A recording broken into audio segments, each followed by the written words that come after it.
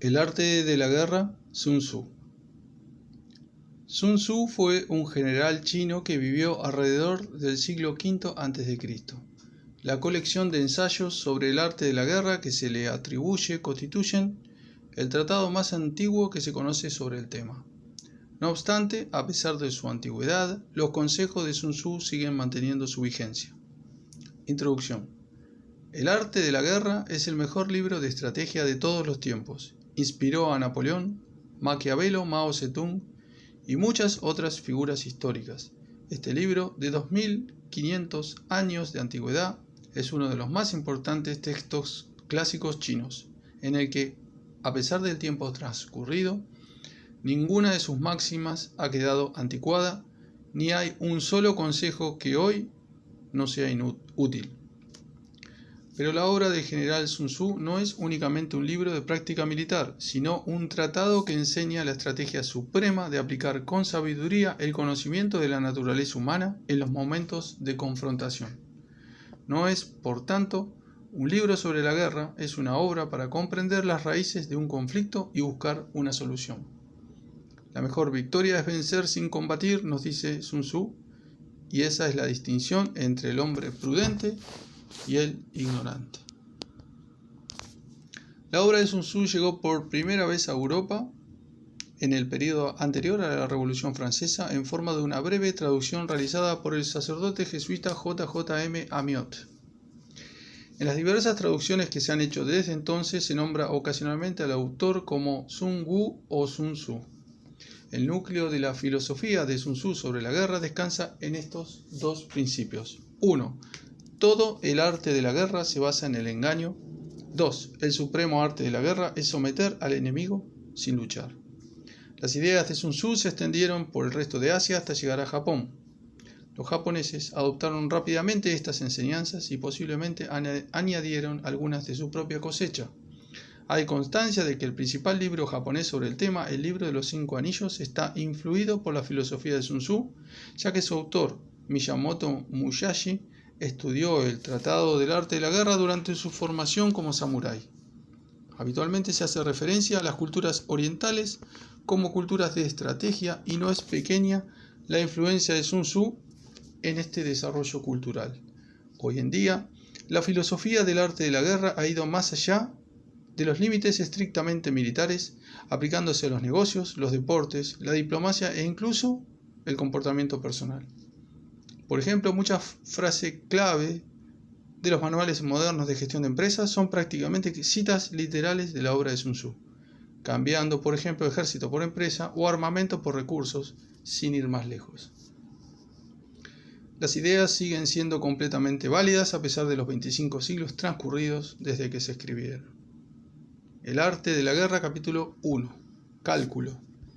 El maestro Sun dijo: la guerra es el asunto más importante para el Estado, es el terreno de la vida y de la muerte, la vía que conduce a la supervivencia o a la aniquilación. No puede ser ignorada.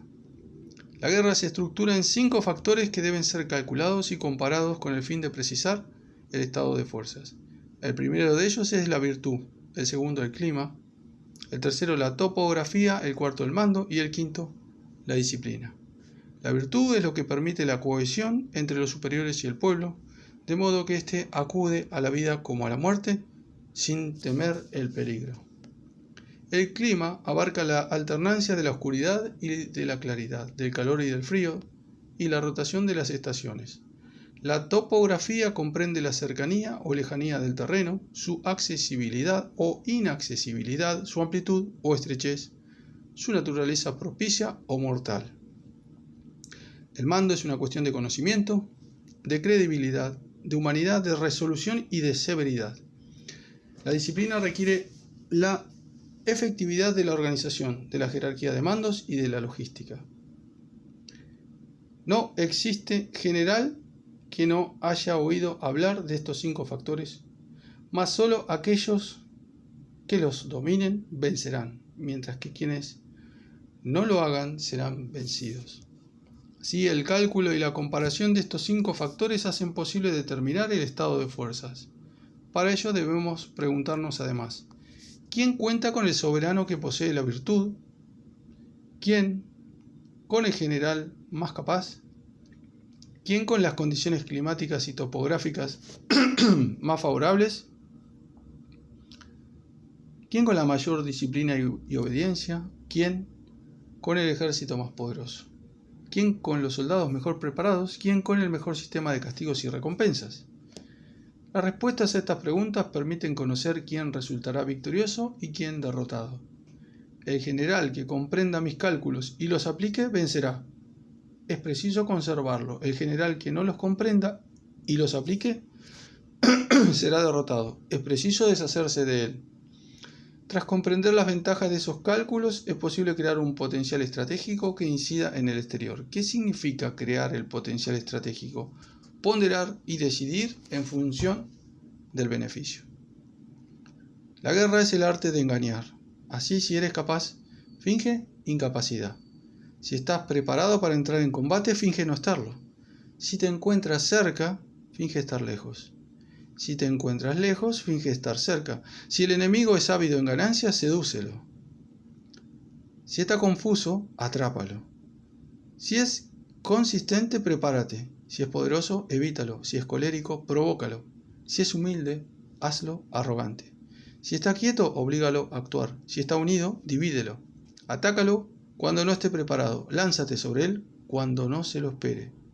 Estas fórmulas propician la victoria a los estrategas, pero no pueden decidirse de antemano.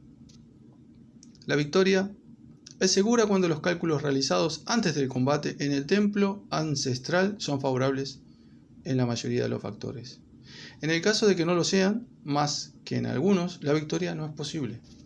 Así vencerá aquel que reúna la totalidad de los cómputos favorables, mientras que el que reúna pocos será vencido. ¿Qué decir entonces de aquel que no reúna ninguno? Una vez hechas estas observaciones, el devenir del combate resulta evidente. 2. Las operaciones militares. El maestro Sun dijo: todo enfrentamiento exige por lo general 1000 cuadrigas veloces, 1000 furgones revestidos con protecciones de cuero, 100.000 soldados provistos de corazas y provisiones suficientes como para mantener todo un ejército a 1000 millas de distancia. Hay que contar además con los costes del frente y de la retaguardia, con los gastos de las misiones diplomáticas y con los de los materiales, como la cola y la laca, necesarios para el mantenimiento y la reparación de las cuadrigas y de las armaduras. Todo ello supone un coste total de 1000 unidades de oro por día. Solo una vez recaudada tal cantidad es posible movilizar un ejército de 100.000 hombres. Si las operaciones militares se prolongan y la victoria tarda en llegar, la eficacia de las armas se desgasta y el ardor de las tropas declina.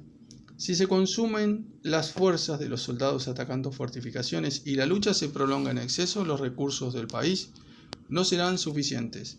Las armas desgastadas, el ardor de las tropas en declive, las fuerzas consumidas, los recursos económicos arruinados, los estados vecinos aprovecharán la ocasión para alzarse contra ti.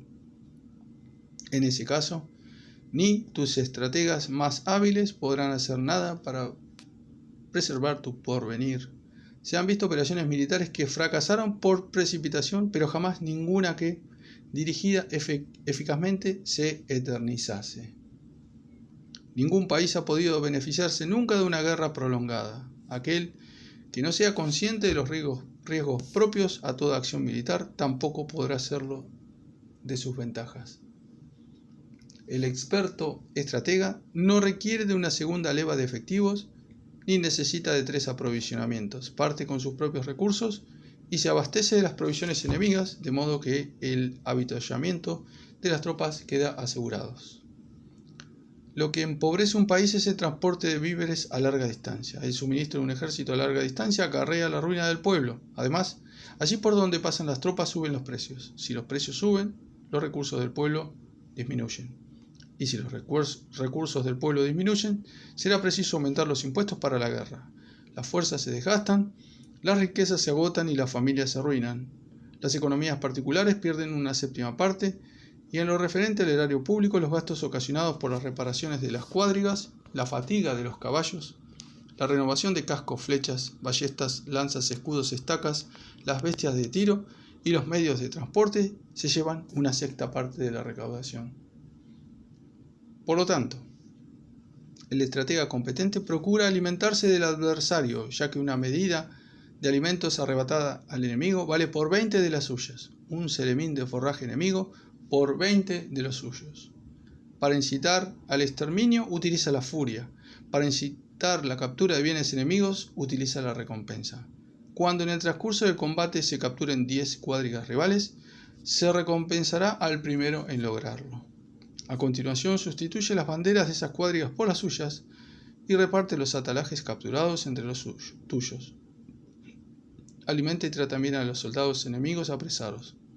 En esto consiste vencer al adversario haciéndose aún más fuerte.